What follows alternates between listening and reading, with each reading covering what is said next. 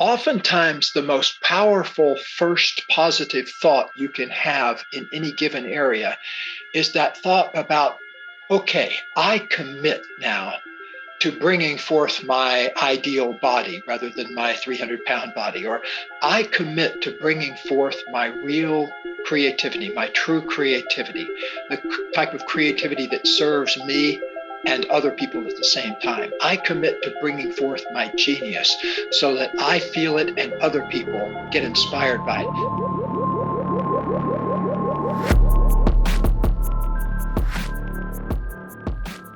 Gay Hendricks, welcome back to Wellness Force. It's been 5 years. You came on in the beginning and you're here now at episode, I think, almost 420. Huge gratitude, huge respect for the work you do in the world. Thank you for being here with us on Wellness Force. Well, thanks a lot, Josh. I really appreciate it. And thanks for living in your genius zone for the past 400 episodes. Oh my gosh. And in the very beginning, you were there. Our friend Lindsay connected us. And now today we're going to talk about, if you're on YouTube with us, the Genius Zone. This is not a book that Gay wrote one day when he was on the patio. This is decades and decades of your life's work. This is the breakthrough process to end negative thinking, which is huge. I think that plagues so many of us, Gay, and to live in our true creativity. This book is the culmination of so many books you've written. And how many books, if you had to just guess right now, have been written from your books, and how many books have you written yourself? Oh, wow. That's a great question. I never thought about how many books it inspired, but I'm sneaking up on 50. There's questions whether this is 47 or 48, this new one, but I've got a couple in the pipeline. But let's round it off to 50 and say, yeah, basically one a year for the past 50 years. Okay, so I've never written a book in my life. We're going to talk about what the Genius Zone actually is. So as a stepping off point for creators, we're all either creating from self or co-creating with our partner or co-creating with the divine. When you look at that lane of creation, let's start before we even talk about what Genius Zone is. How would you define creation? So much of your work is creativity. When you look at the word to create, what does that even mean to you? Obviously, we can look it up in a dictionary and we could say, oh, yeah, you just do something. But what does creation, that word creation or creativity, mean to Gay Hendricks? Yes. Creativity is something that has the capacity to surprise you. You know, if you're washing dishes the same old way for the 365th time of the year, there's not much learning going on there. But if you shift your attention, let's say you're in a Zen monastery, and there washing the dishes has a different significance. It's about being present with each dish and about being present with the task at hand. Even though it may not seem like a meditative experience, it is in that context. I heard a story one time. I can't remember who said this. I think it might have been Stephen Covey. But there was a traveler back in the Middle Ages that was riding along horseback and came to a place where there were a bunch of workmen getting stones, big rocks from down by a river and carrying them up a hill. And the traveler noticed that some of the work people had smiles on their faces and some had, what looked like they were groaning and weren't having a good time. And so the traveler stopped one of the people that didn't look like he was having a good time and said, "What are you doing?" And he said, "Can't you see? I'm carrying rocks up a hill." And then he stopped and asked one of the people that had a smile on their face and said, "What are you doing?" And that person said, "I'm building a cathedral up at the top of the hill." So how you go about the same task has a huge amount to do with your own well-being, your own wellness, because by doing that, are you not creating your own wellness force around you when you're being in the present and also loving and attending to the task you're doing, whether it's washing dishes or here giving a talk on your program or sitting on the stage on Oprah or wherever I happen to be? It's all the same for me, because when I sit down with a person, it doesn't matter if I'm sitting down in my office or sitting next to them in an airplane. If they want to talk about the kind of thing I'm interested in, I'll talk to them for 4 hours if they're sitting next to me in an airplane seat. Because to me, the most important thing in my life purpose is to expand every day in love and gratitude and appreciation and abundance while I'm facilitating and helping and inspiring other people to do the same thing. So back to your question about how many books has The Big Leap and all those inspired? We don't know. Probably a couple hundred anyway. All right. Well, we don't know that, but we do know this. Most of us have at some point in our lives, or maybe even more severely than others, battled with the dragon. You were in a film, I believe it was 15 years ago, and it was called Finding Joe. And Finding Joe, you talked about how you had padded yourself with fat. And I had done this too. I was almost 280 pounds at one point, okay, where I used that weight as a way to keep me feel safe, to keep me feeling safe. And in order for me to keep feeling safe, I had to keep packing on this external framework of control. Meanwhile, the real work that led me to my genius zone, which I promise we are going to talk about this genius zone, but as a premise to this, the deeper work is always necessary. This ending of negative thinking and the way that we pad ourselves. Is there a space, Gay, that you can educate us on between recapitulating the past, filled with that capital T, lowercase t trauma, or seeing things that have actually happened for me versus against me? In other words, how do we move forward in life so that we can be in our genius, so that we can create, taking stock of the things that have happened to us to see them actually coming for us instead of spiritually bypassing? Well, I really appreciate that great question. And I have several layers of things I want to say about that. It started for me. Well, first of all, you weighed 280 at your top. I weighed over 300 pounds when I was 24 years old and had How this tall are you? 6 feet. Wow. Okay. So we're the same height. Interesting. And I'm about 180 now. What are you these days? Right now I'm 240 because I've allowed, we're going to talk about this. I've allowed that padding to come back up. And so we're going to discuss that later on. So you went down and then have come back up some. I've come back up, but my good weight is about 215, 220. That's where I feel really, really good. Yeah. Well, when I was playing high school football and trying to impress my high school girlfriend, I had no athletic talent, but I was solely out there to get girls. And but when I was 225 pounds at the time.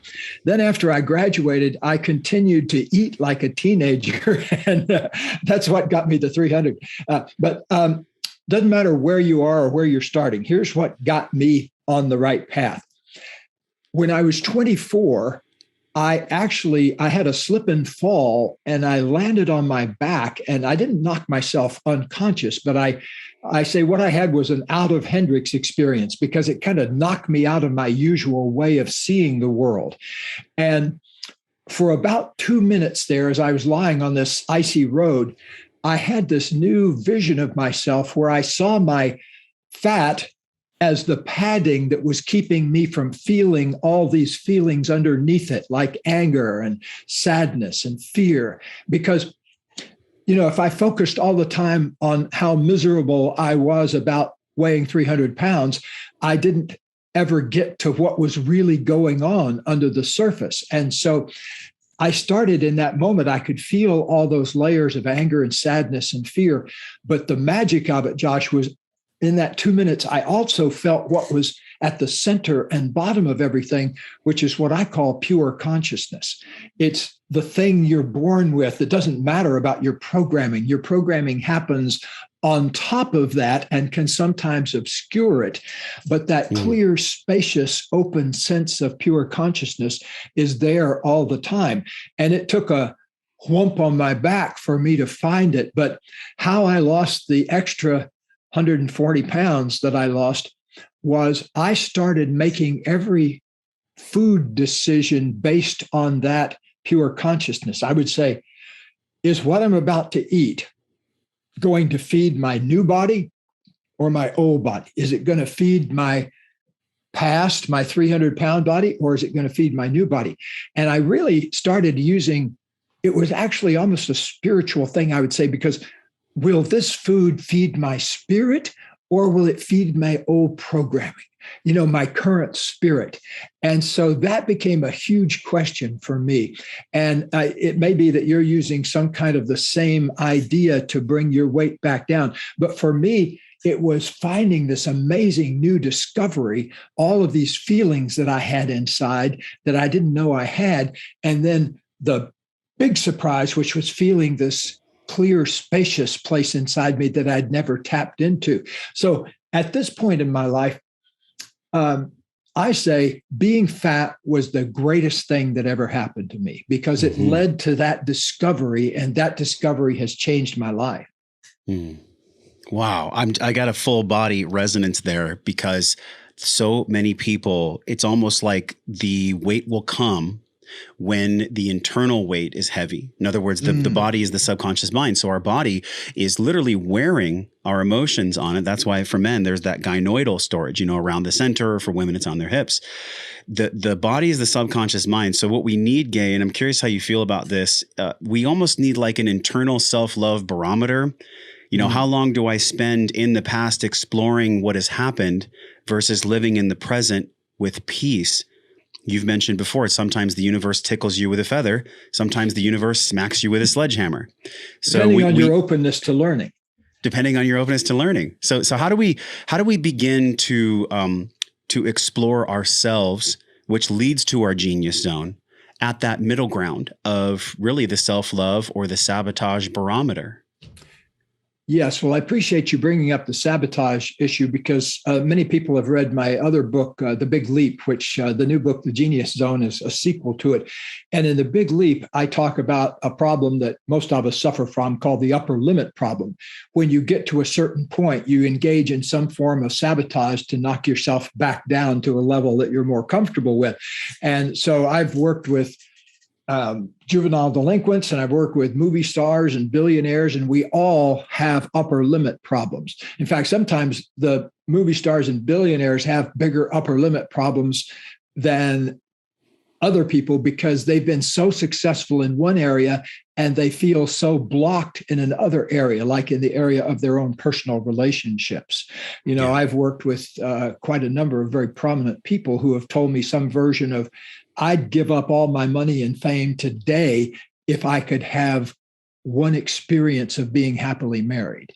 As a matter of fact, do you remember at one time, John Paul Getty, J.P. Getty, was the wealthiest man in the world long before Bill Gates came along? He was an oil billionaire. He said at the end of his life, he was 83, I think, when he said this, that he said, I'd gladly give up all of my millions for one experience of a loving marriage. And that to me, that breaks my heart when I hear things like that, even though I didn't know him or anything. But, because to me, life is about, really, it's about a couple of big, simple things. It's learning to feel a flow of well-being and good feeling inside yourself. And it's also about feeling a connection with another person or more than one person, where you feel that sense of connected, loving experience all the time. It doesn't go away if you have an argument or something like that. There's this always on, unbroken flow of positive energy, love, and good feeling going on between you and another person. To me, those are the two things we ought to measure ourselves on. I like that, I like that people read my books and everything like that. But imagine on my deathbed, am I really going to be thinking about that? No, I'm going to be thinking about the extent to which I was loving and felt loved. Those things, having been at people's deathbed on more than one occasion, I can tell you it's the deeper things like that that people are thinking about. Not why didn't I spend more time at the office? That never comes up in those late life conversations. So I think no matter, even if you're nowhere near the end of your life, it's important to have that kind of deathbed awareness about what do I really want? What do I want to accomplish, so that if somebody came in at the end of my life and said, was your life a success? And you said, yes. What are 3 or 4 or 5 things that made it so? What are the things that you really experienced or accomplished that made you feel like your life was a success? I'm lucky in a way. I started asking myself big questions like that when I was in my 30s. And so I like in my 30s, I began to ask, like, why do I keep messing up all of my relationships? I mean, with women. And because I'd had one relationship after the other since I was a teenager, and they all kind of ended up the same way. I say they were like the trajectory of the Titanic, in that they would start with great fanfare and they would keep running into an iceberg. And it took me about a dozen of them to realize who the iceberg was. It was me. It wasn't the relationship. And I made this shift in my 30s that suddenly made it possible for me to have a good relationship. And for the last 40 years, I've had the great blessing and gift of waking up every day feeling like the luckiest man alive, because I get to be married to Katie Hendricks. We're about to have our 40th wedding anniversary here in a couple of months. Congratulations. If you're in the neighborhood, wow. be sure to drop in.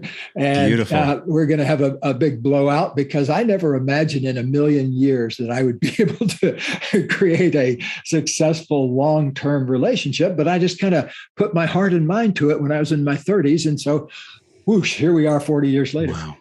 Wow, Gay, there's so much to unpack there. I really respect and love the way that you're able to speak from a spiritual place, an experiential place, and you also have the academic background, right, with your clinical journals and your studies. So everyone, if you're just learning about Gay Hendricks now, I don't know if you've been under a rock, because The Big Leap has sold probably millions of copies at this point. Yes, millions of copies? Yeah, probably. Yeah. Probably I don't millions. keep up with that, but yeah. Not that that's the focus. The focus is the lesson. All these things that I mentioned millions of copies because that's the impact that you've made in the world. And this is the moment that I've been waiting for, Gay, this moment with you right now. I've been waiting for this moment for 5 years. You came on Wellness Force 5 years ago, and you told me something that honestly, I wasn't ready to hear.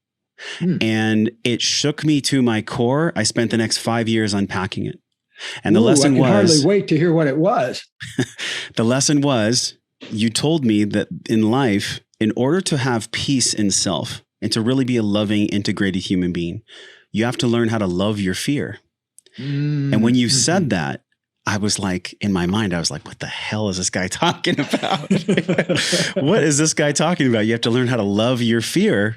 And you said, Josh, if you have someone in your life that you care about, you love them. You have to give that same love to the things that scare you, to the things that bring you to fear.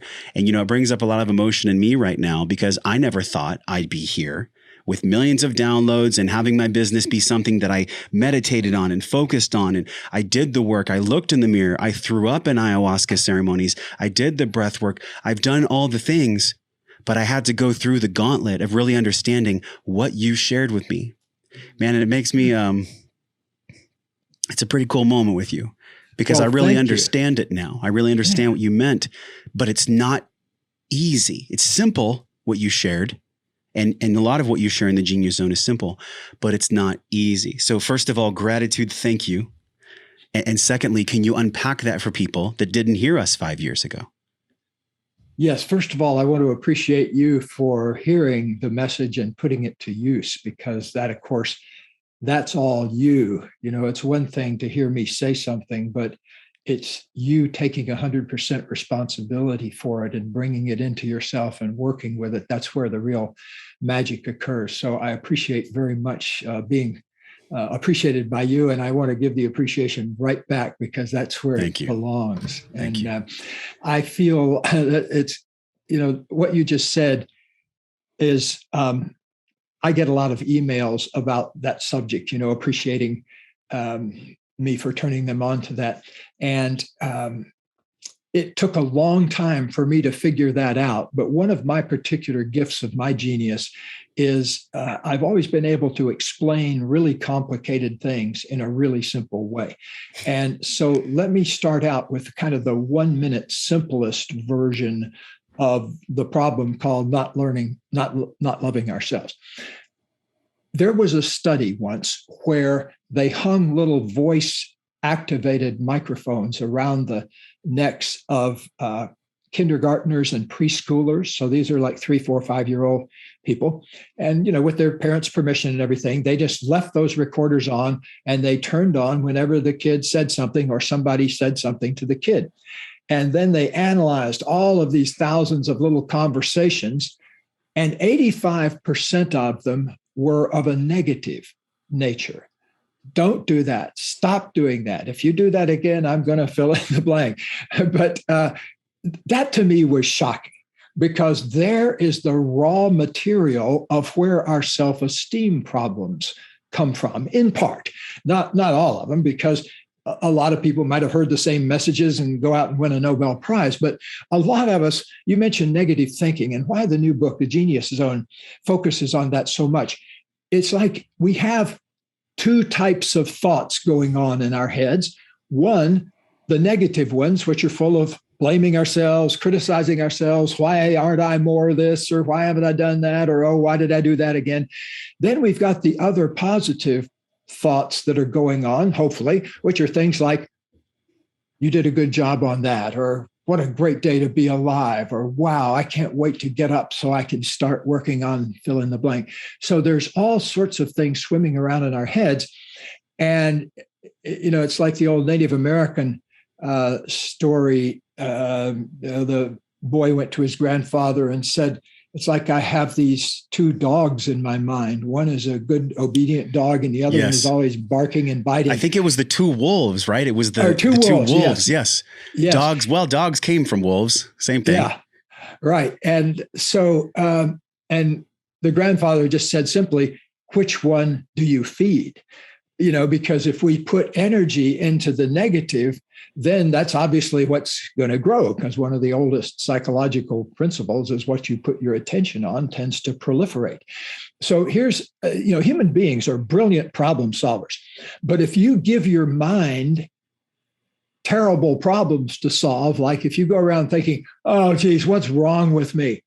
Your mind will happily spend all day telling you what's wrong with you, because its job is to solve your problem. But if you could turn that around, see, here's how I start by turning it around with people. I ask them to start with the simplest possible idea. Like, for example, with the Genius Zone, try on this idea. And whoever's watching and listening, just try it on like you try on a new blouse or a shirt or pair of pants. The idea is, I commit to bringing forth more of my natural organic genius every day. Or even simpler, I commit to bringing forth more of my genius every day. Try on that. It involves a commitment that you're committing to it. You're putting both your heart and your mind on the issue. So you're committing to it. And you're willing to bring it forth every day. You don't need it to be something that drops out of the heavens like an 18,000-pound pearl. It just needs to be incremental feeling of expansion into your genius every day.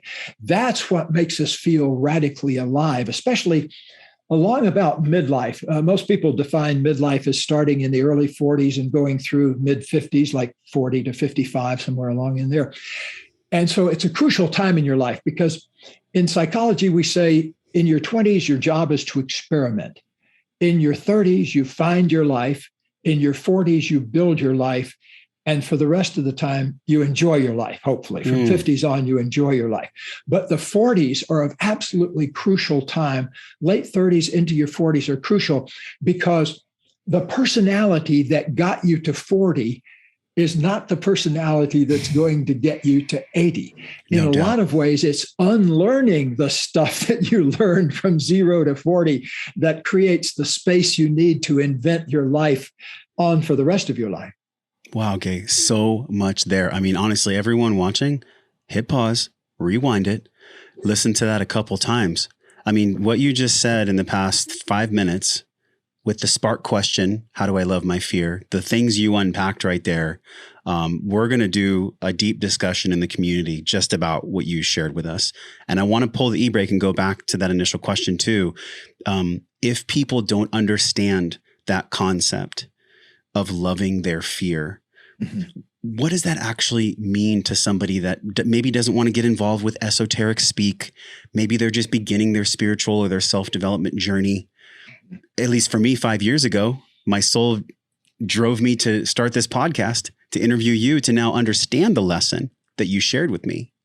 But if somebody's at that beginning road, what's a simplistic way to unpack that incredibly complex piece of loving their fear?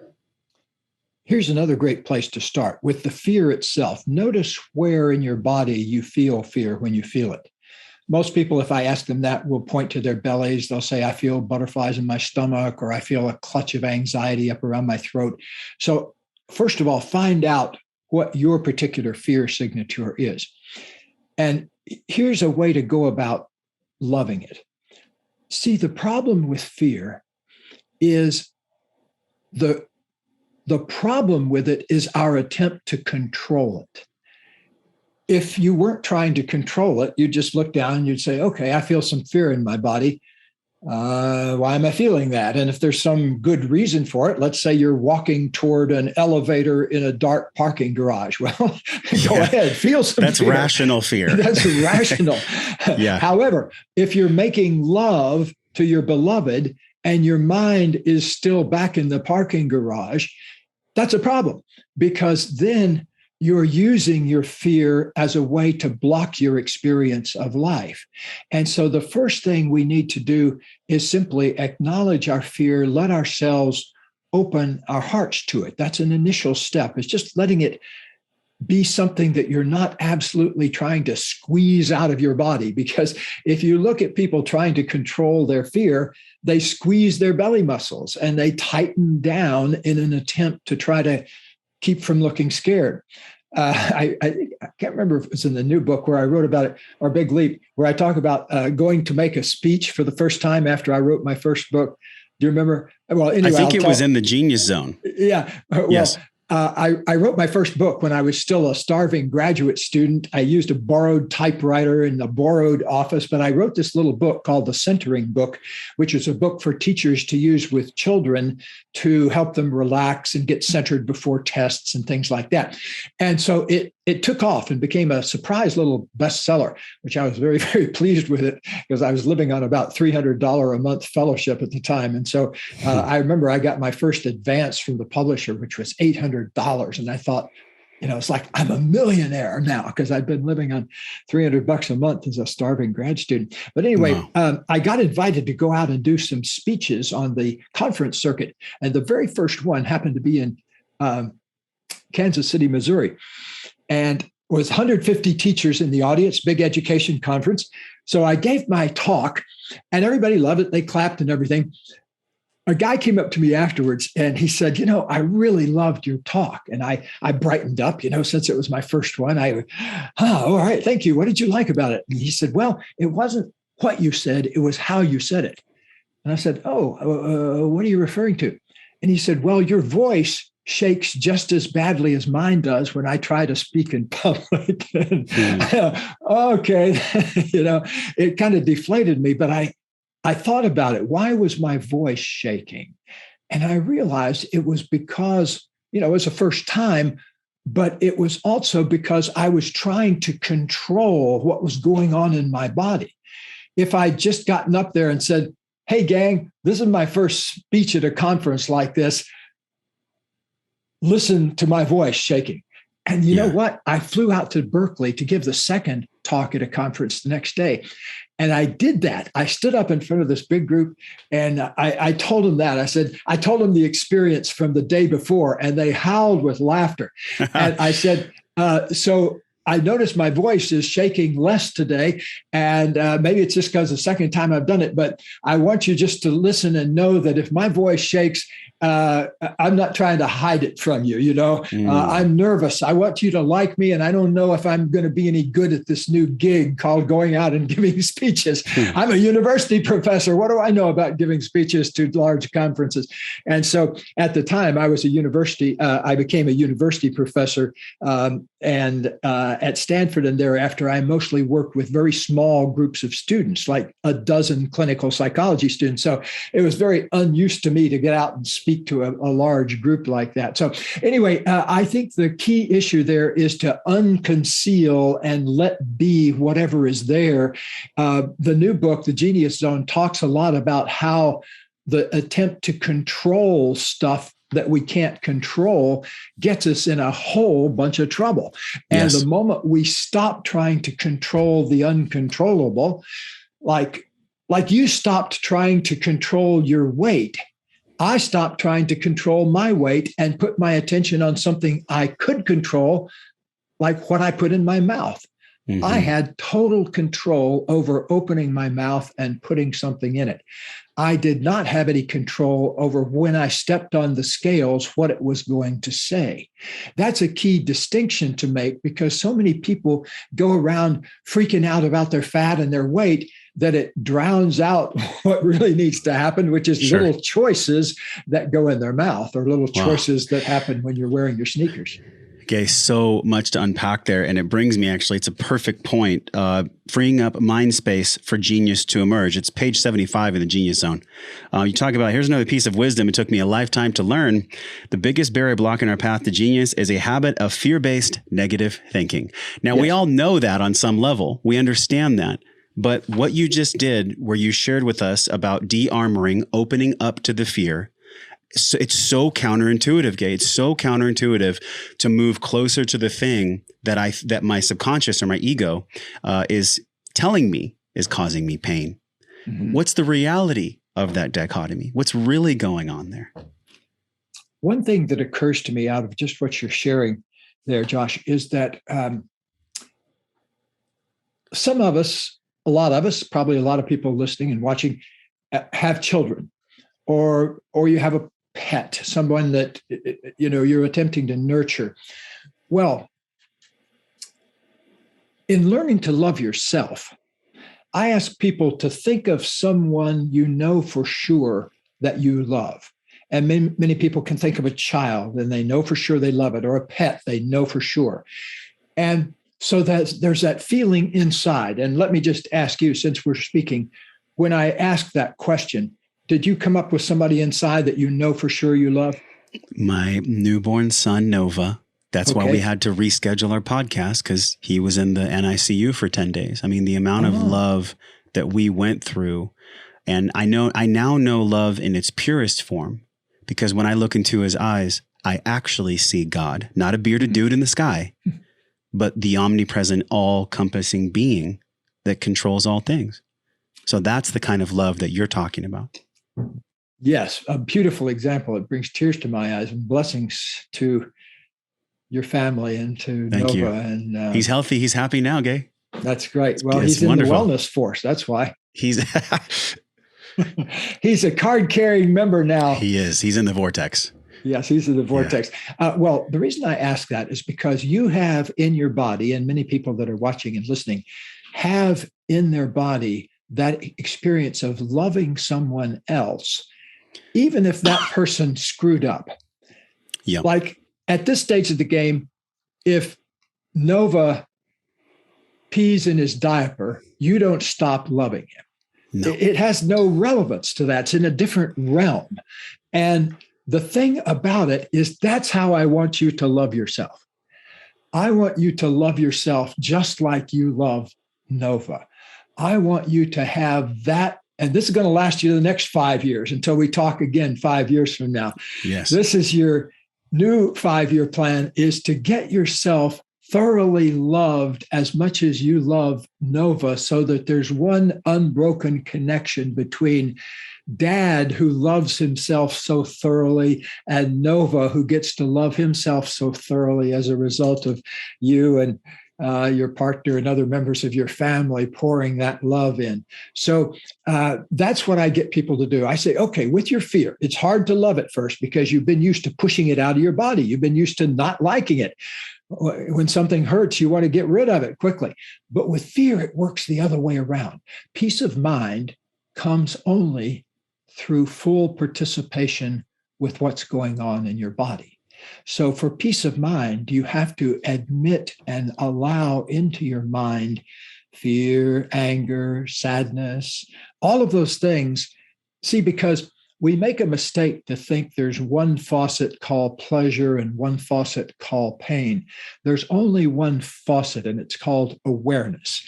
And you turn up the faucet called awareness, and life, big life, starts to come at you. And sometimes that life has fear and anger and sadness in it. But what's also coming is the power of this awesome life energy that we all have access to.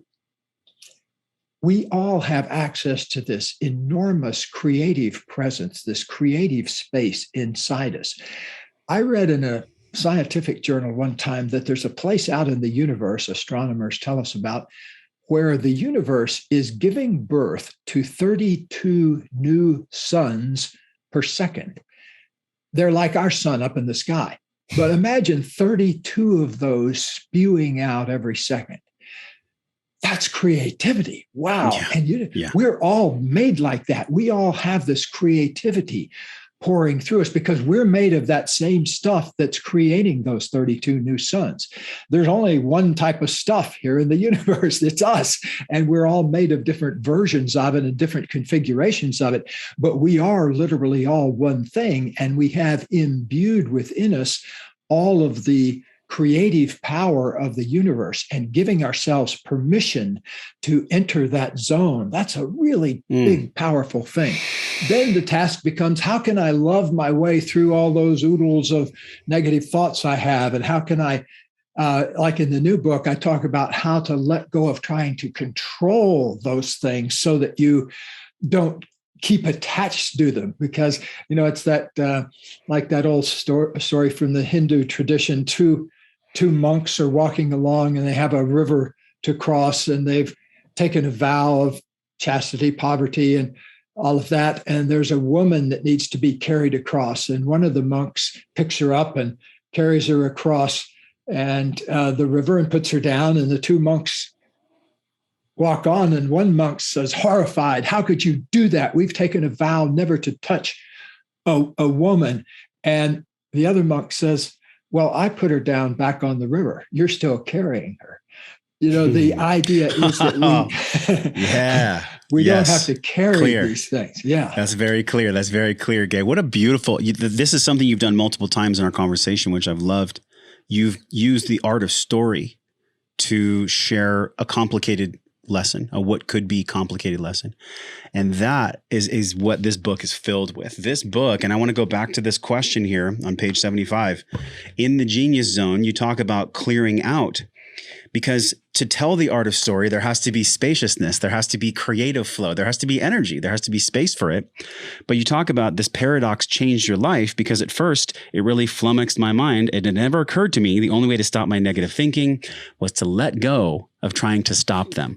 That one concept right there, if all anybody gets from this book is that one concept and they take inspired action from it, that could change their life. Can you unpack that a little bit? Yes, it's the act of trying to control things that we don't have any control over that gets us all bollocksed up. And if you just watch your mind, one of the reasons it keeps pumping out negative thoughts is because you're always criticizing those negative thoughts. But what you're really doing is giving energy to them. Because if you have a negative thought that says, oh, why are you doing this again? And you counter that with another negative thought about, oh, that's because you're a OCD person, or, just any kind of conversation you have with your negative thoughts feeds more energy into them. And it's like, throwing meat to the wolves all the time. They just get more frantic. The only way you can get out of that is letting go of trying to control them and say, oh, okay, there's one, just kind of having that, watching a bird fly by in the sky. You're not jumping to try to control its path. And so that keeps us in that state of kind of a neutral mind. If you think you have one mind that's kind of pumping out positive thoughts and another one that's pumping out negative thoughts, it doesn't work that way. Your mind is just pumping out thoughts and will kind of go with the ones that you favor and the ones you put more energy into. Or the ones you feed, the parable you shared about the Native American. Yeah. And one of the great beauties about being a human being, especially having that space of pure open consciousness in us, is it's the perfect launch pad for creating a new life. Because if you get down underneath all of your positive thought or all of your thoughts and you say, okay, here's what I want to put my focus on. I want to put my focus on creating more time in my genius zone. Once you get your focus on something like that, if you're sincere, if your heart and mind are in harmony about that, that begins to happen. It's just because if you tell your mind, there was this thing my brother and I used to play when we were kids in the car. you pick a color and then you look for that type of car. And it was a way of making the exceedingly boring miles go by, sitting in the back of a rattletrap station wagon. And so my brother was smart, though, because he always picked white. And I did not know it at the time. He was a teenager and had figured out that all rent-a-cars in Florida are painted white. And so he always picked white, and I would come up with some color like red or blue, and he would inevitably win, just because he knew the rules. But it's what you place your attention on that begins to happen. I didn't even place my attention on having a healthy, loving relationship until I was 34 years old. I really sat down and figured out, okay, what are the three things I want and what are the three things I do not want in my relationships from here on? What were they, Gay? Do you mind me asking? What were they? No, I'll be happy to tell you. December 1979, okay, just about the time you were getting ready to roll onto this planet. Yeah. I was having a big argument with a woman that I'd been in an on and off relationship for 5 years. We were in an argument, and I had a download during that. I don't know where it came from, but I had this suddenly realization, oh my God, this is not our 500th argument over the past 5 years. This is our 500th replay of the exact same argument. Whoa. And the arguments all went the same way. One of us would not tell the truth to the other person about something. Like I'd be mad at her about something, or I would feel hurt about something, or she would feel hurt, but we wouldn't talk freely to each other about it. We kept it stuffed inside until it would kind of boil over sometimes. So that was number one. I saw how I messed up relationships by not being transparent to my feelings, particularly. The second thing, we ate up a lot of energy playing the blame game. I would get mad at her and blame her for something. Then she wouldn't just say, oh, yes, you're right, you are the one to blame. She was here, wait a minute, I'm not the one to blame, you're the one to blame. So she would then blame me back, and we would get into this loop where we'd be fighting about that, sometimes for days at a time. Just remembering that makes me feel exhausted right at this moment. Actually, I can feel the endless well of energy spent.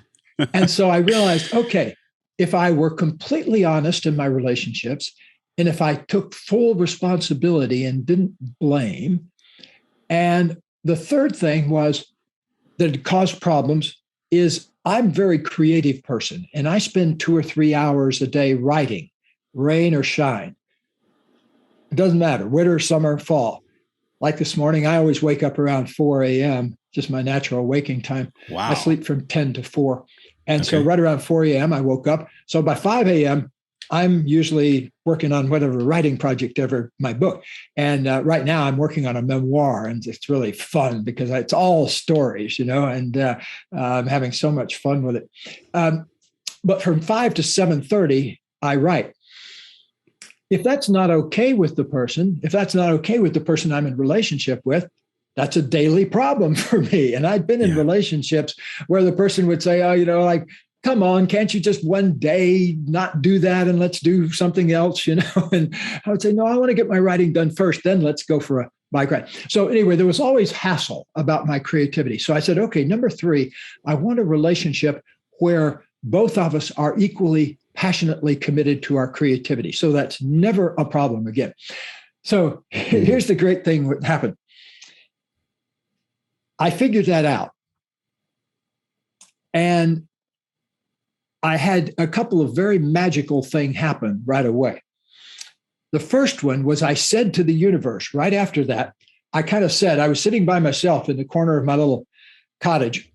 And I said to the universe, here's what I want, these 3 things. And if it's not in the cards for me to have that, okay, I'm willing to live without it. But I promise you this, I will never settle for less.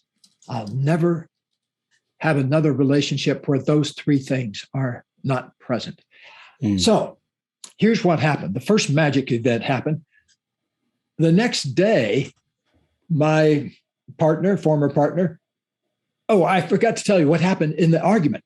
I got this download in the middle of the argument about this is our 500th version of the same argument, and they're always caused by one of these three things. It just went kind of, and I said to Carol, she said, "What's going on?" Because I've stopped kind of in the middle of the argument, and I was just kind of standing there and realizing this. Were you shaking your head like that? Yeah. Wow. You're like the Matrix glitched all of a sudden. Yeah. And by the way, that's one of my favorite series of movies. Me too. One of the few movies I've ever walked out of and called. I have a friend that's a musician friend of mine that we've been friends for half our lives, Kenny Loggins. And whenever I see a good movie, he kind of relies on me to be his movie scout. And so I walked out and I called him on the phone and I said, "Come down. I'm going to see the movie again. I want you to come down and see me with it." Wow. And so that's how powerful that first movie affected me. It rearranged my brain cells, frankly. And anyway, back to our subject at hand. So Carol came to the door of my cottage, and she and I had a very powerful sexual connection. And that was one of the things that always got us back together, frankly. And so she was there in her radiant glory. And she said, "I've changed my mind. Those things you were talking about," because I'd said to her, "I just had this download of these three things. And if we stopped doing them, we'd have a great relationship. And can we suddenly make this change?" And basically, she said no. And I was shocked because I thought it was such a great idea. And I asked her, "Well, why? What?" And it basically turned out, I'm so glad she was honest with me. She basically said, "I only want to be in this relationship if we can agree that you're the one that's at fault when we have problems." And, I said to her, I always suspected that, but I had never actually. Like, I already knew that. But I never heard you be honest about it. And wow. So that was a huge moment for me because I said, I can't do that anymore. And thank you, but no thanks. Let's talk again in another time. Well, here is the second big magic that happened is I went to California. I was living in Colorado at the time, where I'd been a professor at the university there for 21 years. And so I taught seminars wherever I did on my weekends. And so I flew off to do a weekend seminar in Menlo Park, California at the Institute of Transpersonal Psychology. And in the room, I was giving kind of an introductory talk to about 50 or 60 people, which was all of their PhD students and their faculty. And there was a woman across the room that kept catching my attention. First of all, she laughed at all my jokes. And she also was the most gorgeous human being I'd ever seen. And she just looked perfect to me. And so I made a note, got to find out, talk to her, because I knew she was one of the faculty. She happened to be on the faculty, but she was also getting her PhD there at the same time. So she was trading teaching for some of the money she had to pay to finish her PhD. Anyway, long story, but she was the movement therapy teacher there at the school. So I made a note, I got to talk to that woman. So during a break that night, I walked over to her and she walked over toward me and we struck up a conversation. And I made this very bold move. I said, "I'd like to ask you out for a cup of coffee. But I just had this huge realization about how I mess up relationships and how I want to create my relationships from now on." I said, "Are you interested?" And she said, "Well, of course." And I said, "Well, the three things." I said, I see where I only want relationships where both people are absolutely honest and transparent. And I only want relationships where people take responsibility when stuff comes up rather than going automatically into the blame game. And number three, I want a relationship where both people are passionately committed to their own creativity, as well as creating a space for the other person's creativity to flow. And on those terms, would you like to have a cup of coffee with me? There was about 15 seconds where her eyes rolled back in her head and she got a blink, blink, blink, blink, blink. And then she said, yeah, how about lunch?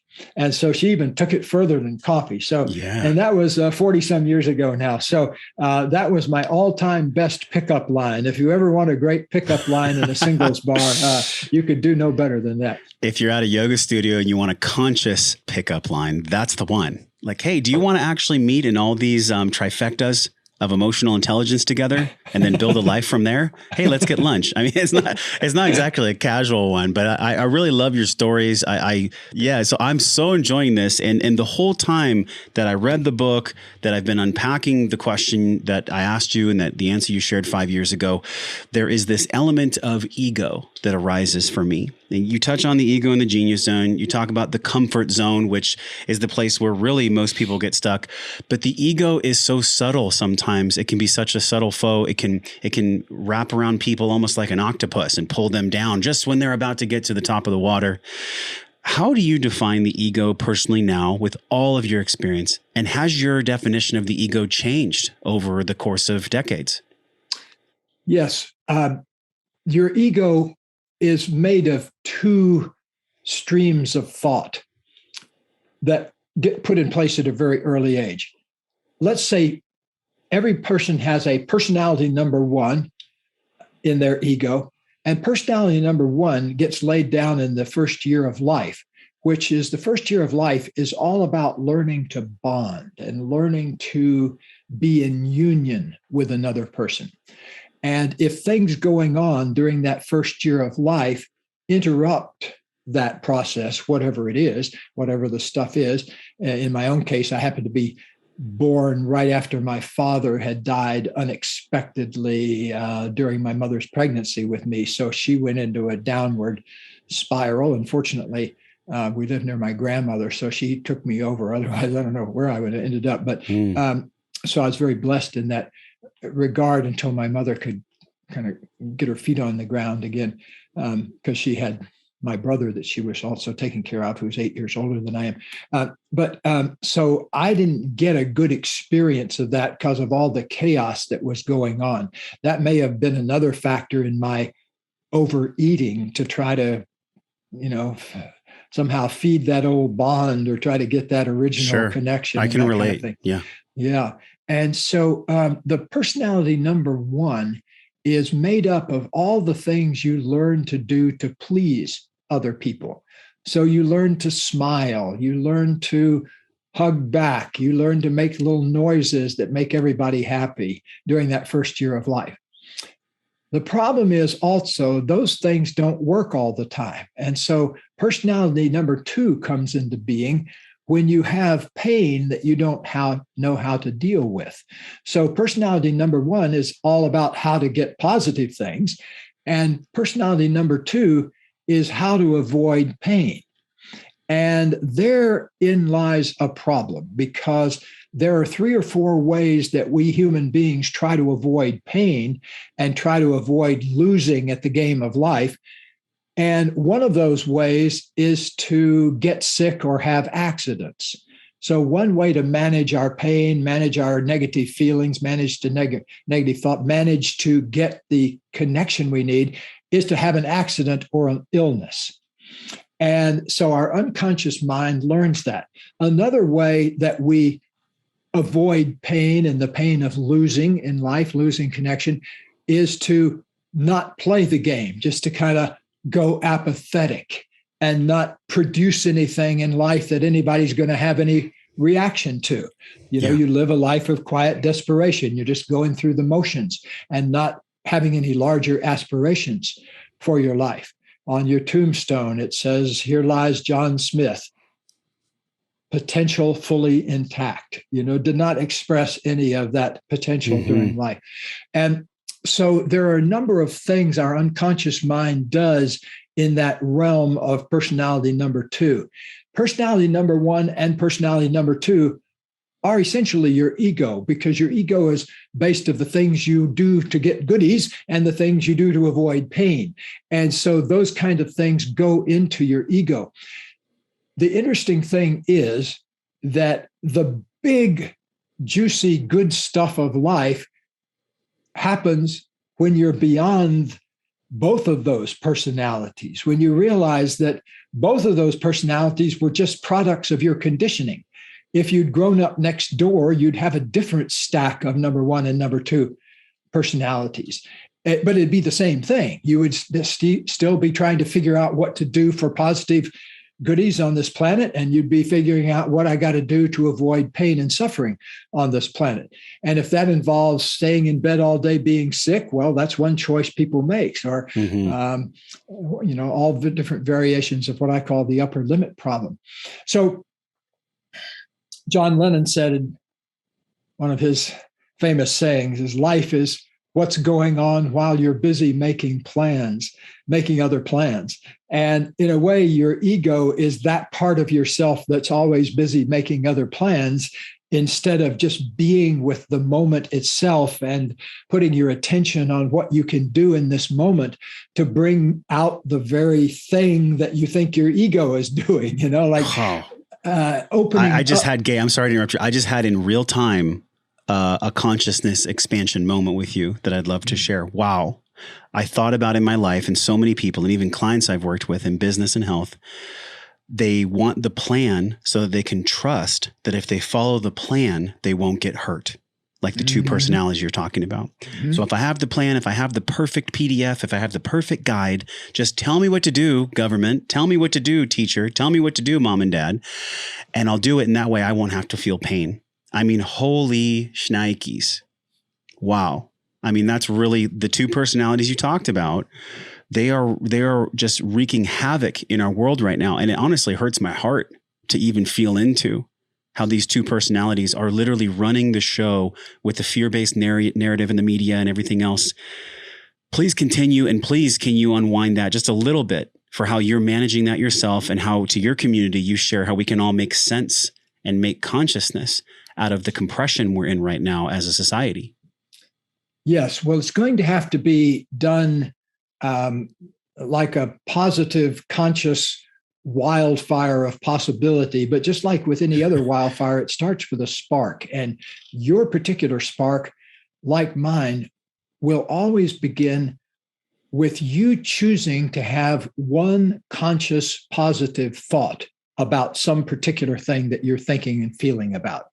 So the tendency is to immediately go into personality number two when we start feeling angry about something or start feeling sad about something. Very rarely do we, when you feel angry, do you say, oh, I really appreciate this experience I'm having in my body because it's showing me where I feel something unfair is happening in my life. Most often we go to, oh, I'm pissed off, and if I can just get rid of Sally, I'll stop being pissed off. Or if I can just get rid of my boss, I'll stop being pissed off. We put it external to ourselves. And so I mentioned commitment earlier.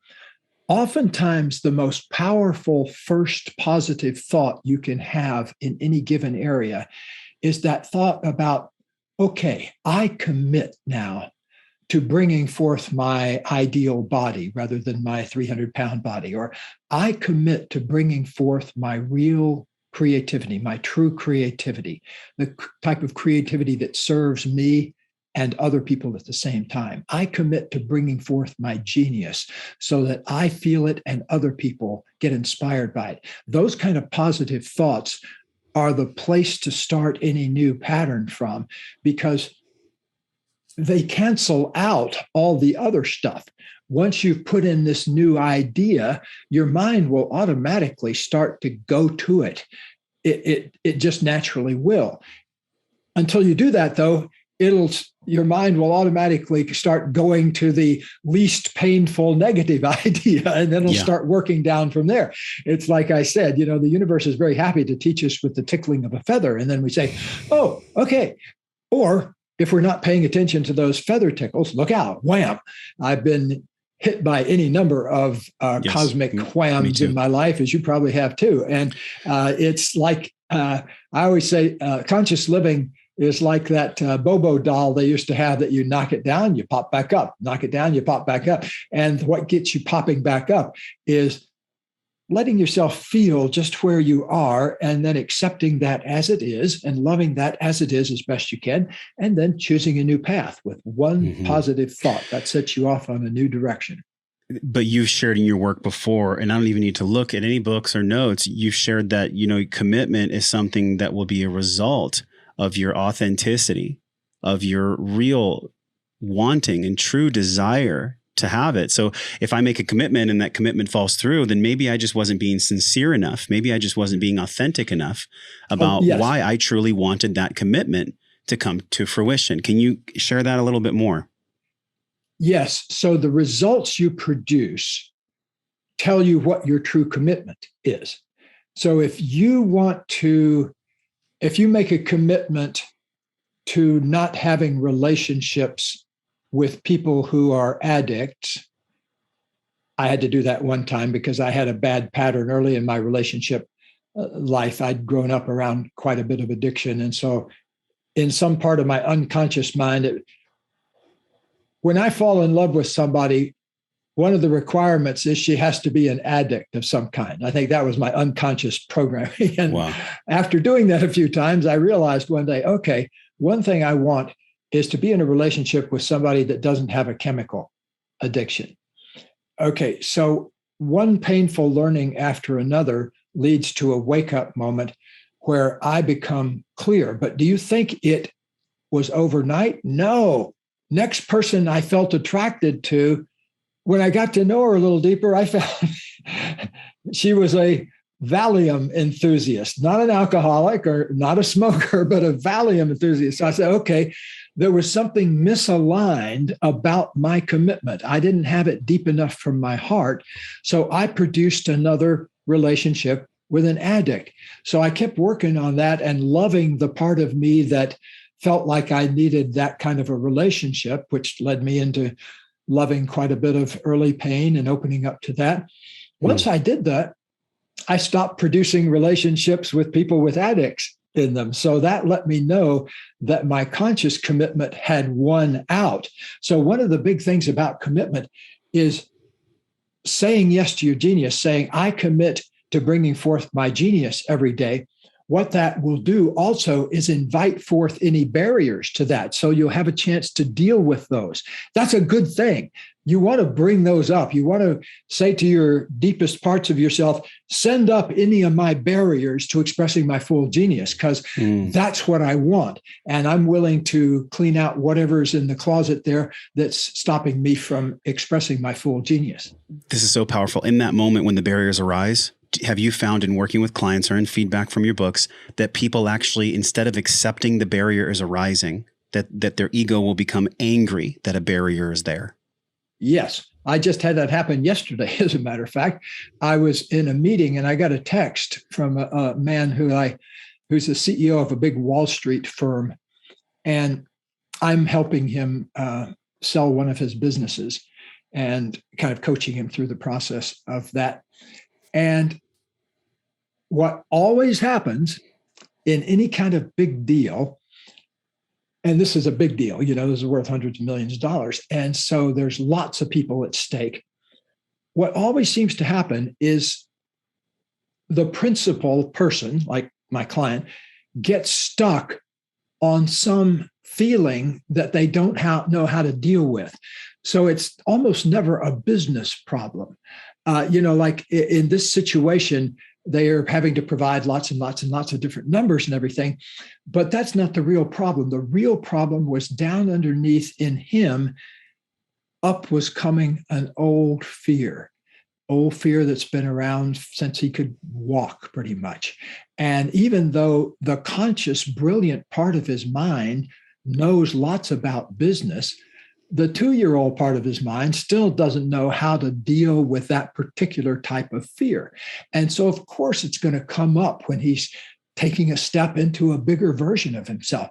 And so what I did with him, which, moved him through it very quickly, was I had him do what I would do with anyone else, which was just feel his way down through the parfait of different feelings, like things he was angry about, things that he was sad about, things he was scared about. That's the bottom usually for people once they understand what their fear is really about. So when he contacted and figured out what his fear was that related to things in his early life and that kind of thing, a fear of outshining other people, maybe a fear of, being richer than the other people in the neighborhood and things like that. Being a tall poppy. Being a tall poppy. It's funny. I was just on an Australian podcast yesterday, and all I had to say was tall poppy, and the people interviewing me started bobbing their heads up and down. They know exactly what I'm talking about. Yeah. Mm-hmm. And so he has a classic example of the tall poppy syndrome, a fear of really stepping into the full stardom of his life. And it always, what clears the space is the same way it will clear the space for you and me and our other people in our community today, which is to simply acknowledge where you are and what you're feeling and take the brakes off trying to control that. Be with your feelings, open up, because I know that on the other side of the most contracting fear is the most expanding place of that pure consciousness. It's the matrix that holds everything in ourselves. And that's nothing we get taught in the first grade. I think we should get taught it in the first grade. No, I mean, with you, Gay, just like 5 years ago, but now so much more profoundly so, this has been an emotional intelligence masterclass. I've so enjoyed our time. I've so enjoyed your book. Tell people where they can get the book. And I have one final question for you, but please, right now, everyone, get this book. This book is less than 200 pages. It is a beautiful jumping off point for you to begin the deeper work that'll produce these lasting results so you can be free, so you can be your genius and be in your zone of genius. So tell them where they can get that, please. The best place, you can order it from all your book stores like Amazon and everything from our page called geniuszonebook.com. And if you go to geniuszonebook.com, the reason you want to buy it there is because there's a 15-minute downloadable meditation, a guided meditation that I created to go along with the book. And so if you use that meditation, it helps really get those principles into your body. It has 5 different affirmations that are from the Big Leap or the new book, and it brings them all with a kind of music that helps kind of get it down into your body and mind. So Genius Zone Book is the place to go get it. And somebody sent me a picture the other day on Instagram of herself in her bikini reading it on the beach. And I love that, but I also want you just to sit down in your office with that book for an hour. So it's like a conversation with me. And so give it an hour or two and it'll change your life. Absolutely. And thank you for your work. Thank you for coming on the show. 5 years later, it's been incredible I've been waiting for this, Gay. I knew it was going to come. I'm like, one day in the future, once I truly feel like I've embodied the lesson you shared about loving my fear and also recommitting to whatever is there that arises, like the barriers you've talked about. So this has been a surreal and really fun moment for me. And the parting question before we say goodbye is, with everything that you have learned in the past 5 years, and of course, all the years leading up to that, the hundreds of thousands of people that have consumed your work by now, in the nexus of this physical, emotional, spiritual, and mental health, mental intelligence, mental wellness that we all walk, there is wellness, right? That nexus where everything overlaps, where we're in our genius zone, where we're flowing, where life is good. With everything that you've learned, how would you define that now? What does wellness mean to you now in 2021? I use as my own barometer of wellness 2 things. One is, do I feel an easeful flow of good feeling in my body? So that's one thing. If I don't, I figure out, where did that disappear? Or when did it disappear? Or what did I eat that's not, so now I've been doing that for, more than half my life. So it's been a long time since I've eaten something, for example, that disturbed that flow or been in a conversation that's disturbed that flow. But that's kind of the barometer. And my other barometer is how much feeling of loving connection do I feel to the people around me, to my wife, to my family, to my friends. How much of a flow of connection do I feel? So it's that inner flow and then a feeling of outer flow. And I was talking to a friend of mine yesterday about some stuff that had felt that was disturbing the flow between us. And we had a kind of, I always say, life proceeds as a result of 10-minute sweaty conversations that sometimes you have to have. And so he and I had a 10-minute sweaty conversation, and then we got things flowing again. I've learned that problems in the bedroom or the boardroom very seldom take more than 10 minutes if you know what you're doing during those 10 minutes. If you have the courage and the skills to navigate and facilitate that. Yes. Gay, great answer. Thank you for your time. Thank you for your work. thegeniuszonebook.com. Huge bow, hands together, heart open. Gay Hendricks, thank you for coming on the show. Thank you very much. Let's not let it be 5 years. How about let's make it be more often this next time? Yes. Let's do it in a year. So until Gay and I see you again, we're both wishing you love and wellness. We'll talk to you soon.